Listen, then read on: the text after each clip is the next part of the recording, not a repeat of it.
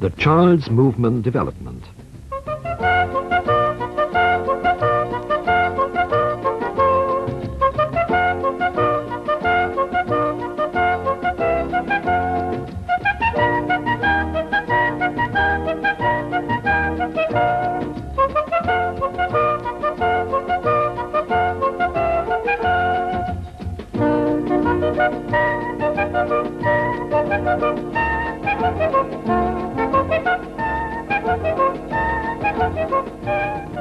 Man's physical activities are his earliest ones. They precede verbal activity, but they are the primary condition of their formation. Movement of newborn babies exclusively based upon inherited reflex. Conscious kinds of movement gradually replace unconscious or spontaneous movements during the few months after birth. In the background of this phenomenon, we find the development of the spinal cord and the motor nerves emerging from it. Moving the muscles of the arms, the neck and the trunk becomes intentional at about the 9th month. That of the lower limbs at about the 15th month. If in this period we limit the child's possibilities of movement and gaining experiences, we impede the formation of activities based upon facing and solving tasks. Skill of a child developing in a normal space should not lead parents to press him into activities that are not appropriate for his age. A child who is already able to crawl will be able to walk only 2 or 3 months later. At about the age of 1, the child's relationship to his surroundings change. His living space, especially his parental surroundings, play a growing role in his mental growth. By learning how to walk, by improving his gripping, he elaborates more and more information by the means of simple, direct or indirect associations. The more objects and things he gets acquainted with, the more patterns of movement experiences he will acquire. In the meantime, the organs of senses, mainly those of vision, touch and kinesthesis, get vital stimuli.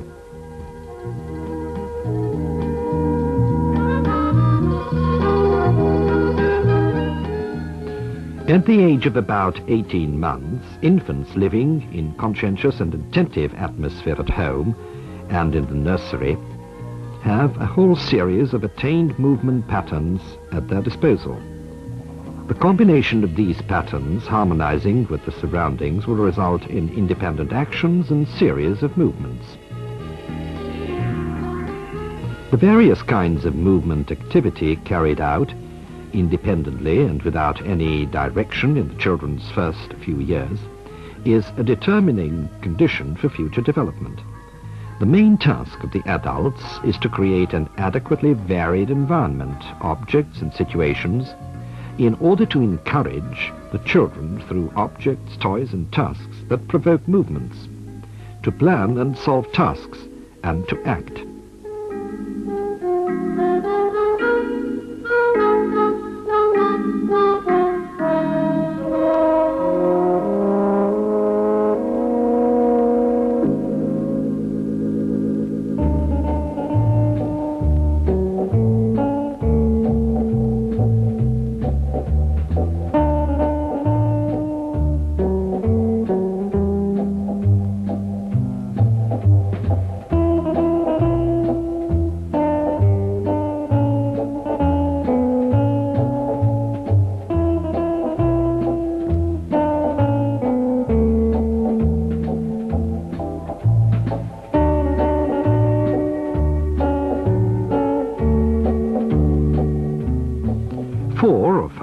Children are already able to understand the essence of oral statements.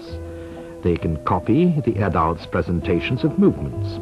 They can recognize simple variations of solution by themselves. The adult's task is to satisfy these children's demands for learning and moving that occur beside their demands for playing. At this age, playing and playful learning are, of course, above all else. Through this is the way to practice the hand's manipulative skills, the simultaneous coordination of the seen object and the hand or the movements of the hand. It is a great experience for the children to find out that things which had been imagined so far become visible and realized with the help of their hands and as a result of their own independent activity.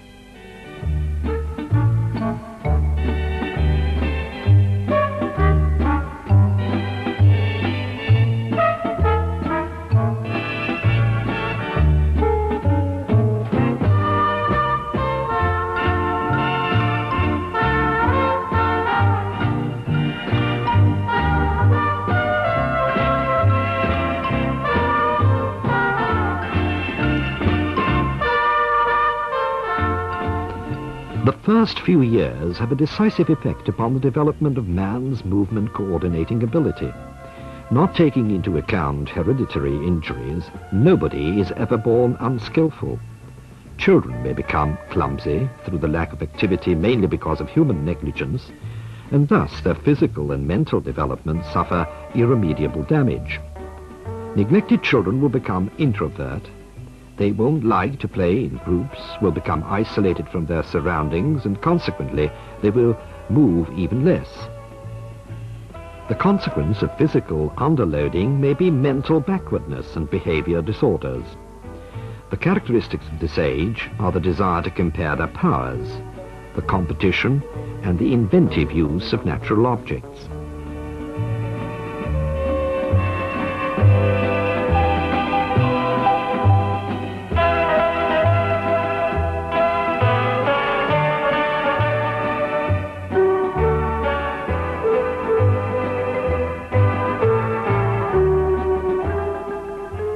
In the focus of nursery school-age children's physical education is the formation of basic motor skills: walking, running, jumping, throwing, catching, hanging and climbing, and the acquirement of kinds of movement based upon them, and the perfection of movement coordination. It is important to serve well the inner harmony of their demands for movement, both physiologically and psychically, and to choose the rhythm and the complexity of the exercises according to their age.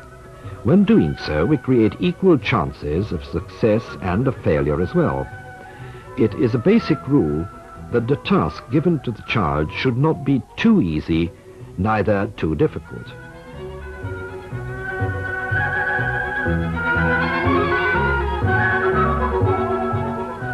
Children in this age like to do simple balancing exercises. These exercises increase their cautiousness, but their self-confidence as well. Balance is an ability of coordination that can be developed at a very early age. It is a basis for movement learning and for solving complicated situations. If the exercises are well built up, the child will need help in only a few cases.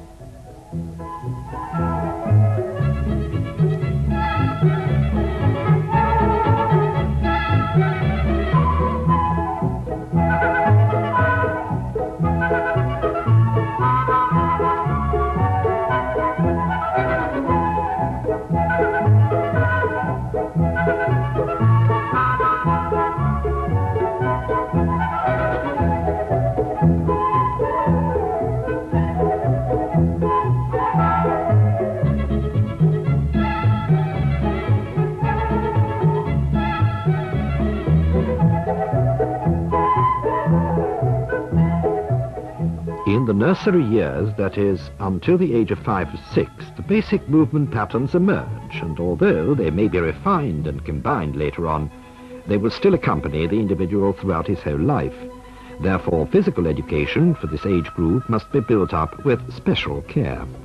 Playing with balls has an especially important role in the enrichment of the children's movement repertoire. A ball in itself has its own magic. It induces one to act and to move. Ball games can help the perception of objects within space, their relationship between the individual and objects, and the correct judgment of distances and directions. The task requiring a complex arm and footwork when throwing the ball improves the transfer of strength. And finally, it also improves the children's communal relations.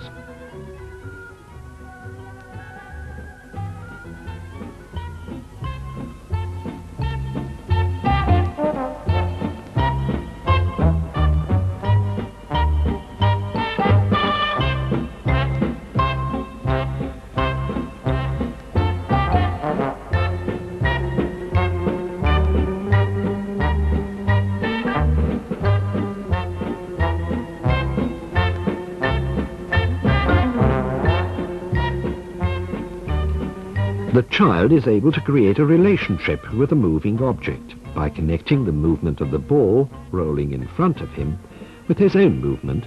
He anticipates its activity.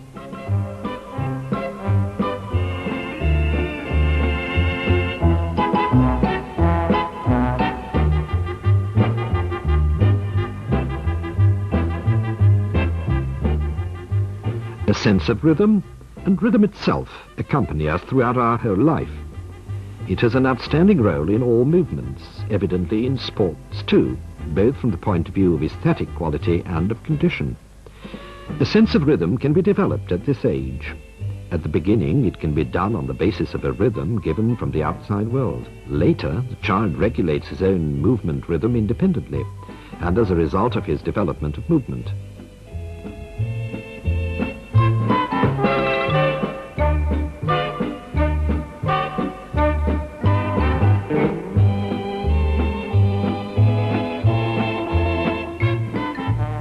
The development of movement coordination in a harmonious way with physical maturation is one of the essential conditions of later sports performances.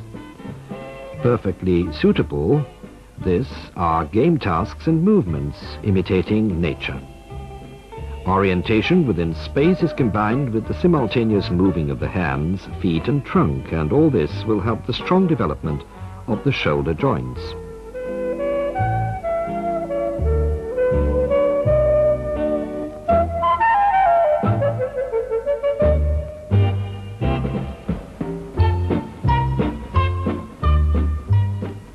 With exercises carried out in accordance with this, the children's movements will become safer and faster. They will have more fun during the execution of the tasks.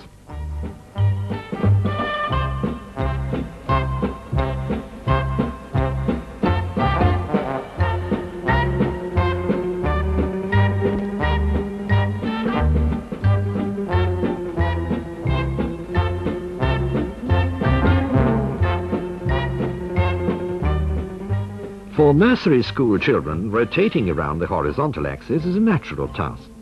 Somersault is one of the natural movements for the children. They should get the opportunity and encouragement for the practice.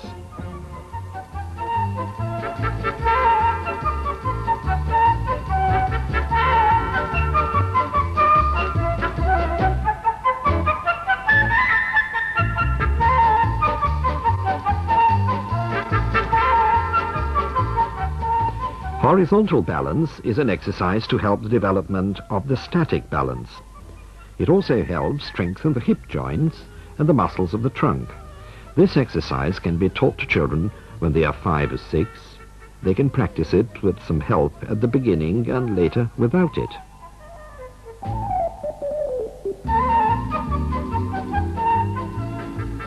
The expedient and directed use of natural environment does not only keep the children comprehensively busy, but it also stimulates them to plan new combinations of movement and to act independently.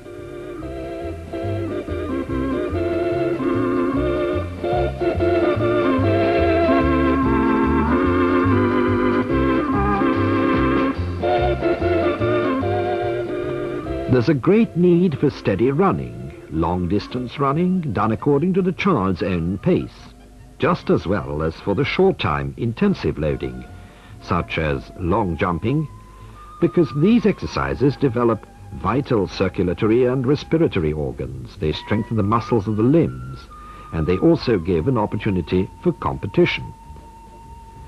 The beginning of sports trainings must not begin before school age.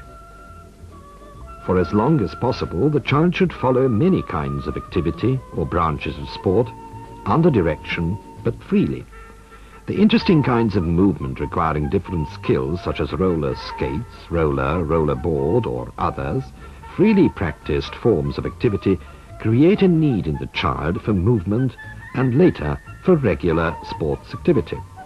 It is also very important to keep the development of their conjunctive tissue and bones in ordinary relation with the pace of their physical growth. One should therefore avoid a too early choice of a sport specialty, because paradoxically enough, preparing for childhood top performances goes together with the underloading of certain organs, and this will upset the balance of functioning. In spite of much training, development in sport will be moderate. Trainings have the mental and physical requirements too, like self-discipline, endurance, learning, will and diligence. Competitive sport demands a lot of sacrifice, but besides difficulties, children ought to sense and understand the beauties of sport as well. In order to do so, they need certain physical and mental maturity.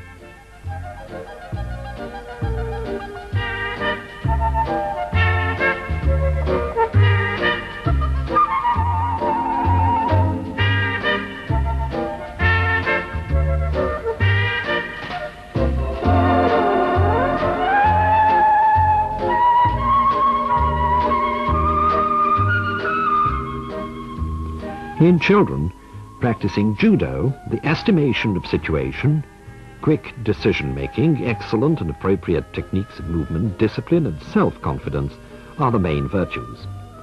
In rhythmical sport gymnastics, the main characteristics are the harmony of movements, the joy and beauty of movement together with the music.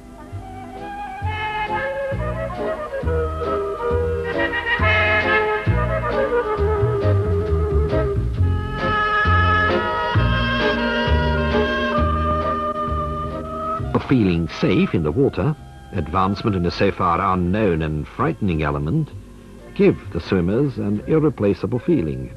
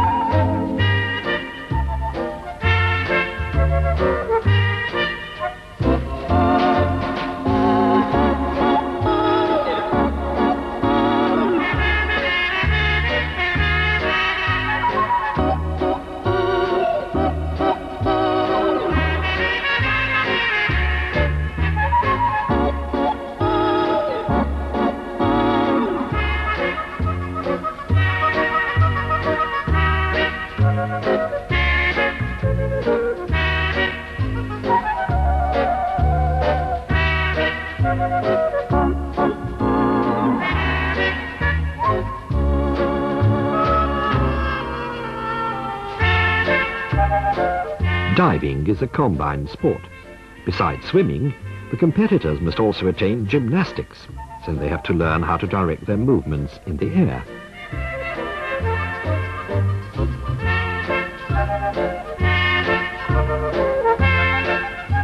In canoeing, the safe paddling in the kayak, enjoying the beauties of the landscape, the joy of advancing the surface of the water, give an incomparable experience to the young.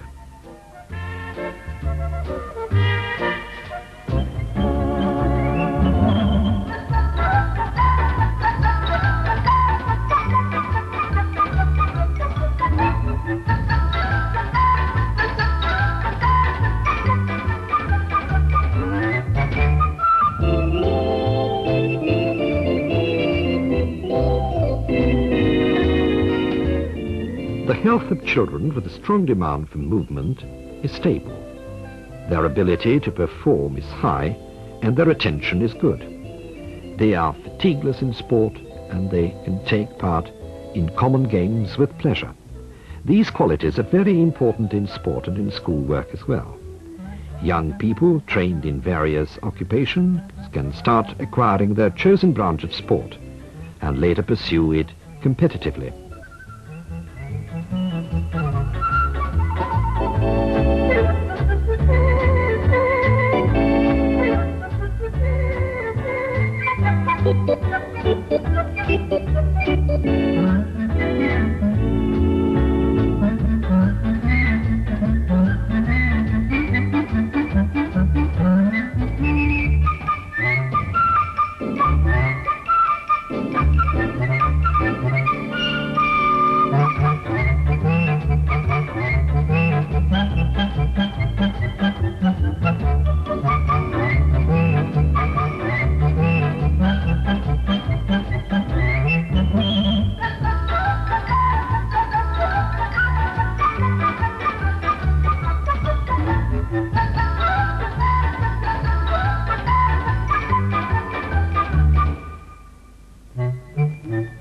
And with this, only the film is over.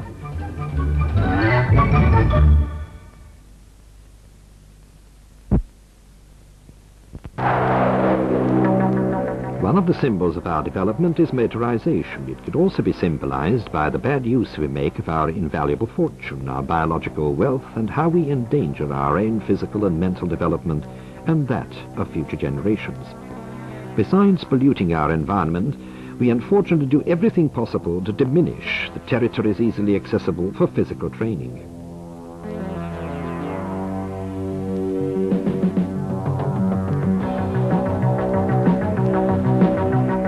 The best means for preventing and curing civilizational damage are regular physical activities, physical training and sport. Let us make our muscles work regularly. Let us give our organic system the opportunity of getting heavy physical loading in addition to their ordinary rest functioning. One can ensure the intensive movement stimuli necessary for the formation of physical fitness to which the body will get used to, with the help of different kinds of physical training. Adaptation will manifest in high-level physiological processes, in a changed physique, or even in the level of physical abilities. In our film, we're going to deal with the most important physical abilities, that is endurance, muscular strength, and speed.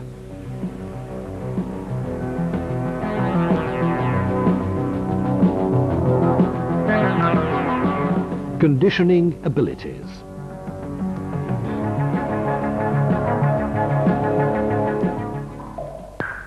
Endurance depends, above all, upon the functioning level of the cardiac and respiratory organs and metabolic processes.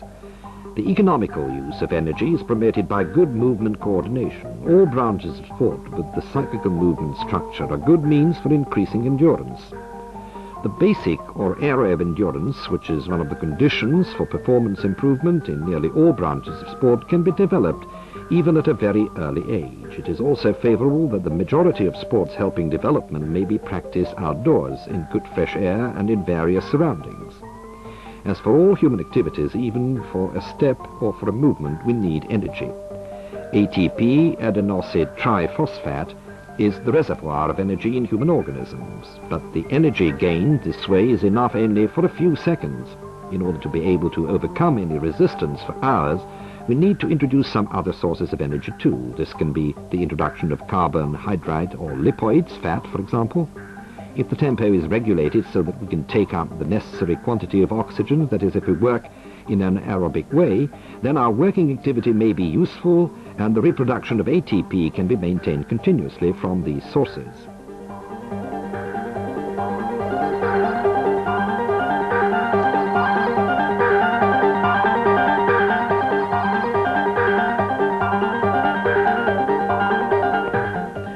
Our organism gets the energy necessary for long-lasting, moderately intensive activity in the aerobic way,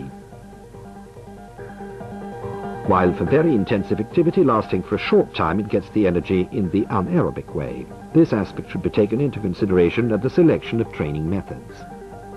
One of the characteristics of endurance activity done in aerobic circumstances is that the pulse rate is between 130 and 150 per minute.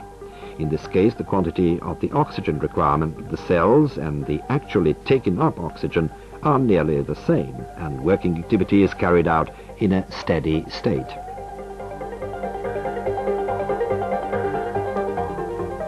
This pulse rate, however, may be somewhat higher in the cases of 6-12-year-old children or less trained adults. It is not necessarily pathological, but proves an untrained state in adults.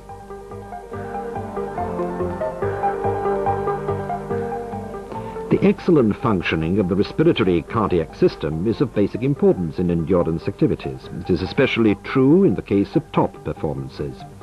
The functioning of the system is well characterized by the oxygen uptake. In other words, the aerobic capacity, that is, the factor showing how much of the 21% of the air's oxygen the operating cells are able to take up. In outstanding athletes, it can be 5 liters of pure oxygen per minute, while the lungs circulate about 100-110 liters of air. For this, one needs a great vital capacity. Analyzing the expired air, we may state that a trained organism is able to extract more oxygen from the oxygen reserve of the air, both during intensive work and in rest. That is, there is less oxygen in the air expired by a trained person. Therefore, the rebuilding of ATP, ensuring direct muscle contraction, may happen in an economical way in the form of oxidative glycolysis. In aerobe circumstances, the building up of ATP is about 20 times more economical than in anaerobe circumstances. Muscle system of the person is able to do steady work is characterized by strong oxidative activity. The muscles are very rich with capillaries and are nearly impossible to be exhausted. It can be seen clearly that as a result of endurance training, the number of capillaries in the trained muscle has increased. Thus, the metabolism of the contractile muscles can be increased. As a result of endurance training, the response of the organism is the increasing size of the heart. As a consequence, its capacity will grow, the cardiac muscles will grow stronger too.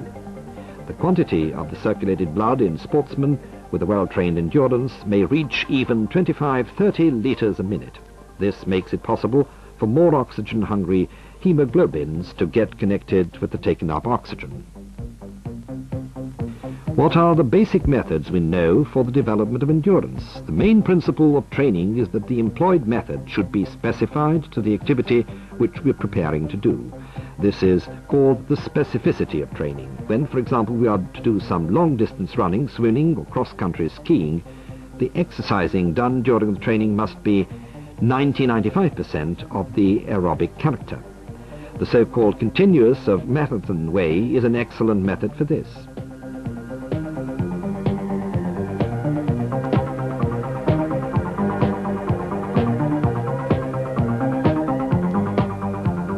The tempo is determined by keeping up continuity. The intensity of loading, however, may be checked by controlling the pulse rate right after the work.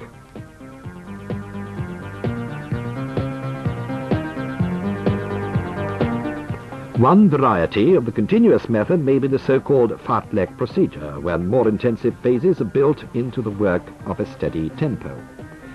It is not as if continuous swimming or running were easy, relaxing tasks, but training carried out in phases or intervals is significantly harder. In interval training, we do repetitions of a given number, among which there are relatively short breaks, intervals. As in the rest times, there is an opportunity to restore part of the body's energy reserves. One may do a significantly more intensive work than in the marathon way. Training is determined by the length of the applied distance phases, the pace of activity, the duration of rest periods between repetitions, and by the number of repetitions. This method means a strong respiratory and cardiac strain and has a very serious effect upon the functioning of the heart.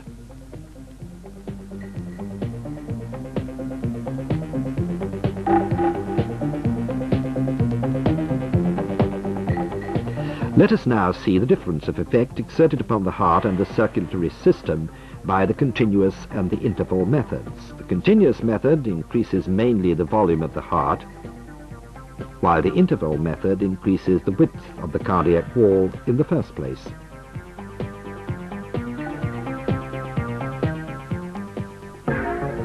Our muscles play a decisive role in the forms of movement, in the execution of movements.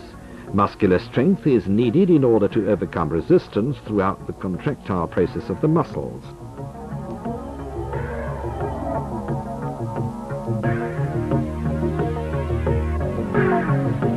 The contractile process is started by the impulses arriving from the motory nerves. At a nerve effect, the muscle contracts and so is able to overcome resistance. Contractions and relaxations alternate with each other.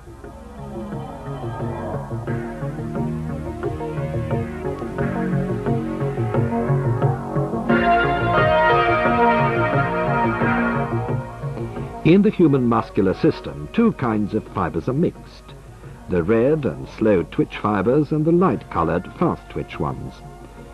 When there are more slow twitch fibers among the muscular fibers, the aerobic energy gaining character of the muscle is favorable. These fibers tire slowly, and they are important in endurance performances mainly. Fast twitch fibers function for a short time with a good energy gaining character. They have an important role, first of all, in movements demanding power and explosiveness. They consume a lot of energy in a short period of time and tire relatively soon. Isometrical or static exertion of strength brings about the hypertrophy of the muscular fibers. This can be seen in the exterior of the muscles too. The muscles are swollen, are thick. Exertion of strength is the biggest when it is done near to the rest length of the muscle.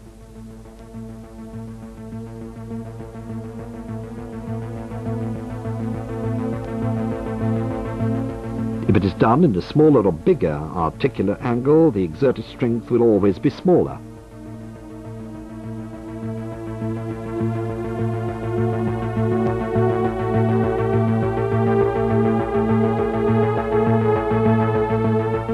The strength exerted by the muscle during its isometrical functioning is usually called the maximum strength. The advantage of isometrical exercise is that it is possible to attain increasing strength in a relatively short time. The isometric capacity of the muscles is used mainly in the execution of static exercises.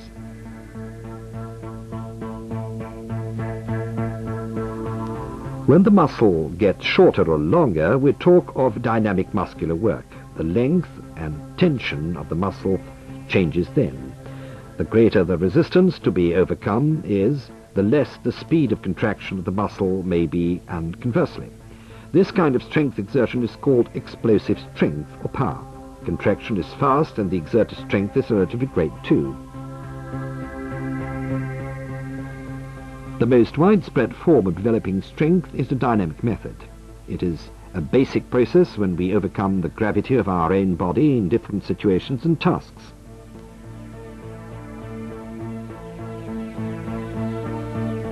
One should aim at executing in exercises with the highest possible speed and vehemence, because this way we can count upon the improvement of power.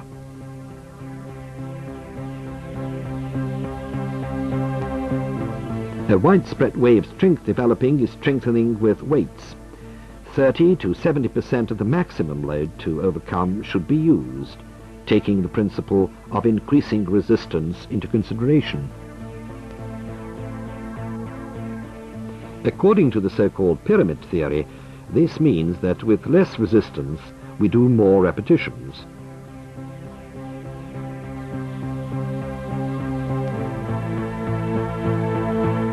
While with great resistance we do fewer repetitions.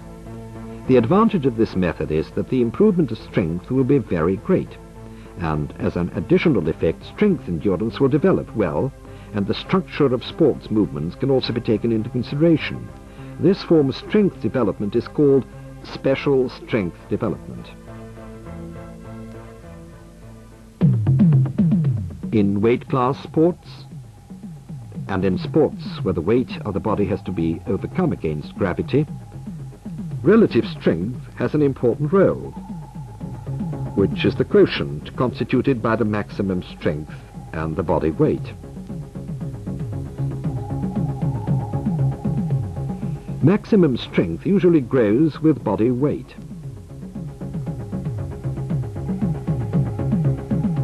While the diagram of the relative strength shows an inverse proportion.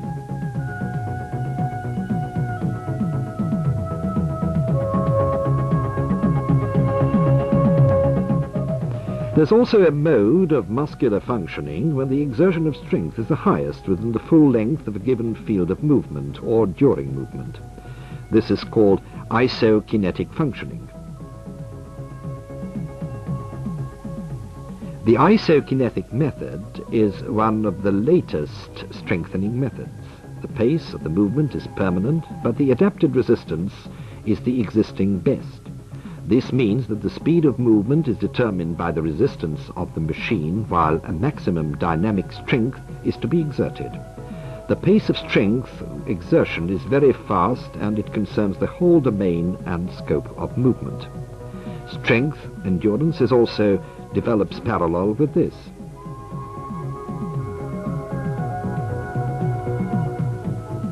Another advantage of the method is that improvement appears not only in the isokinetic strength but also within specific dynamic strength.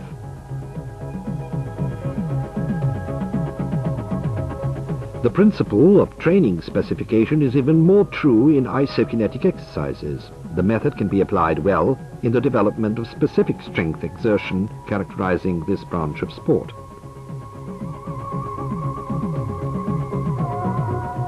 As a result of strength training, the period of muscle contraction becomes shorter and the size of strength exertion increases.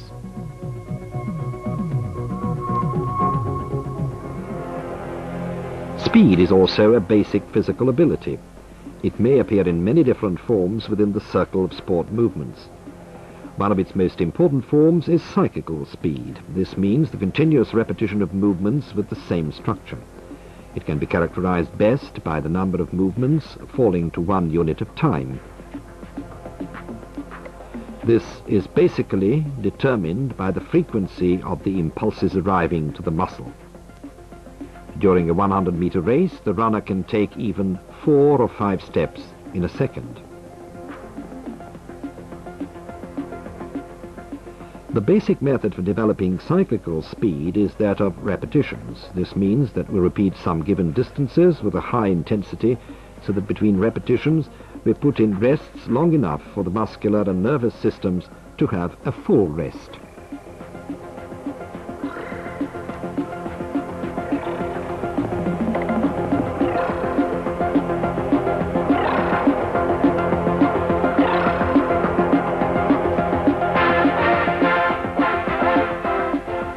In sport movements, where cyclical movement structure is not always present, the speed of movements may come to the forefront.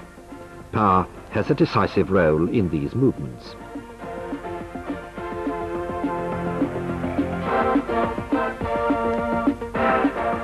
Development of the speed of movement can be reached by increasing specific muscle strength on the one hand and by the perfection of the movement pattern on the other.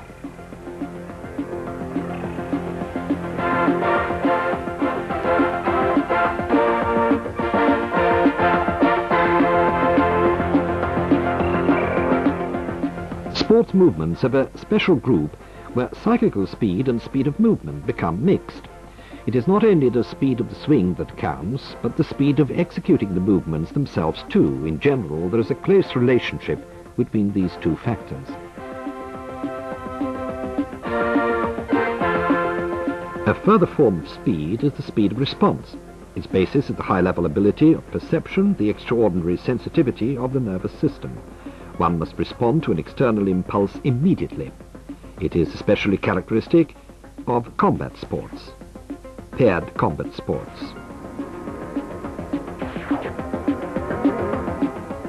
Laboratory measurements of reaction time to different impulses like light or sound, for example, may be a way to control quick response. Strangely enough, it is not regular for everybody having good reaction time to be absolutely excellent in sport performances. Several methods have been processed to improve reaction time. The different regulated fittings like servo machines and several other instruments may be of great help indeed.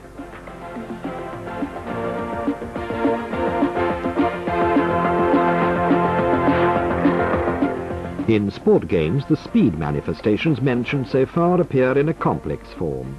Cyclical speed and speed of movement, quick response, are also important.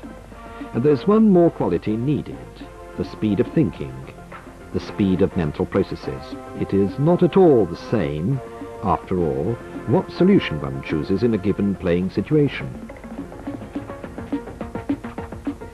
The different abilities rarely appear in separate forms, however. In most cases they occur interlaced, and their development must also follow this principle.